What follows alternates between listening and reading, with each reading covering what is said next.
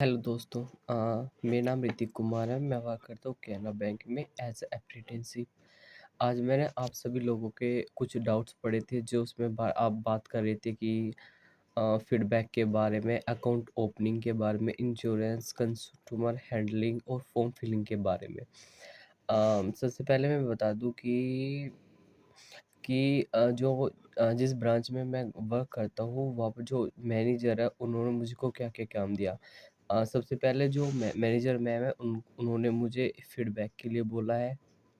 उन्होंने कहा कि मिनिमम फीडबैक आपके 10 होनी चाहिए, 10 फीडबैक रोज़ होनी चाहिए।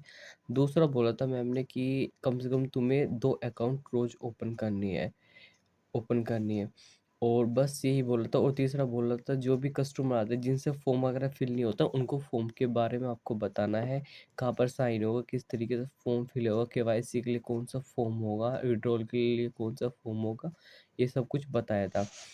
और कस्टमर हैंडलिंग बताया, कस्टमर से किस तरीके से बात करनी है और किसको किस तरीके से शांत कर, इन चीज़ों के बारे में बताया है। अब सबसे पहले मैं बता दूंगा फीडबैक। मेरे से मैनेजर मैम ने बोला था कि फीडबैक तुम्हें कम से कम 10 करनी है और मैक्सिमम कितनी भी कर सकते हो। जैसे मैं अकाउंट ओपन करता हूँ, ये मान लो मैं 2 से 3 अकाउंट रेगुलर ओपन करते हूँ, ज़्यादा से ज़्यादा 4 से 5 भी हो जाते हैं।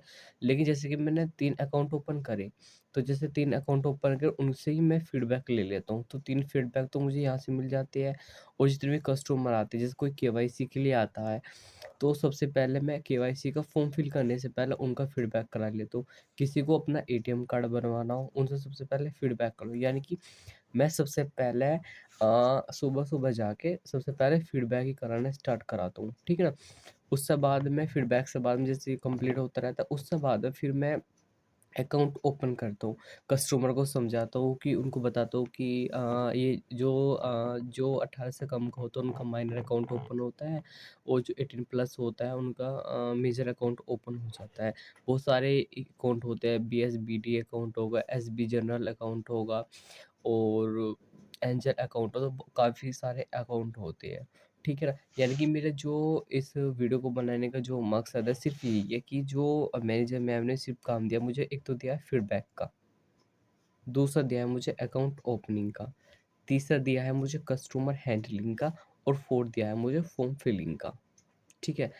और बहुत सारे वर्क होते हैं जो ब्रांचेस में, जिस ब्रांचेस में मैं वर्क कर रहा हूँ ना, तो उस ब्रांचेस में जैसे 23 फरवरी को मेरी जॉइनिंग थी, तो 23 फरवरी से लेके अभी तक उसमें काम चल रहा है। यानी कि उसको ना मॉडिफाई किया जा रहा है। पहले बहुत पुराना ब्रांच है ना वो, तो उसको मॉडिफाई किया जा रहा है। तो सिर्फ यही मेरे सिर्फ यही काम था। और मेरे पास कल मेरे पास कैरना सर्कल से भी कॉल आया था और उन्होंने बोला था कि ऋतिक ना तुम जो आपने मतलब जो आपने बीकॉम करी है, जो भी कुछ करा है, उनका जो किस चीज़ में स्पेशलाइजेशन करा। जैसे कि मैंने बीकॉम जनरल से करी है, यानी नैप से करी, तो उसमें मैंने फॉर्म फिल किया था नैप का। फिर उससे बाद में मेरे पास कॉन्ट्रैक्ट एक्सेप्ट और रिजेक्ट का ऑप्शन आया था, तो मैंने कॉन्ट्रैक्ट को एक्सेप्ट कर दिया था और बस मेरा सर्टिफिकेट वो बनेगा, मतलब कि ऑन प्रोसेसिंग में है, ठीक है? और उनसे बात भी हुई थी। और जो कॉन्ट्रैक्ट उनसे बात भी हुई थी मैम से। मैम बोला कि जैसे तुम्हारा कंप्लीट हो जाता है सब, ये जो भी को डॉक्यूमेंट्स रहे ना, उससे बाद में आपका स्टाइपेंड क्रेडिट हो जाएगा। Thanks for watching. अगर मेरी वीडियो अच्छी लगे, इसको लाइक करना, सब्सक्राइब करना और शेयर करना। अगर जो भी आपके डाउट्स हो तो वो मुझे आप कमेंट्स में टाइप कर सकते हो और मैं आपकी डाउट्स को सॉल्व करूँगा। जो भी कुछ प्रॉब्लम हो आपको, जो भी आपको प्रॉब्लम फेस हो रही है, कुछ भी हो, तो मैं आपको हेल्प कर सकता हूँ।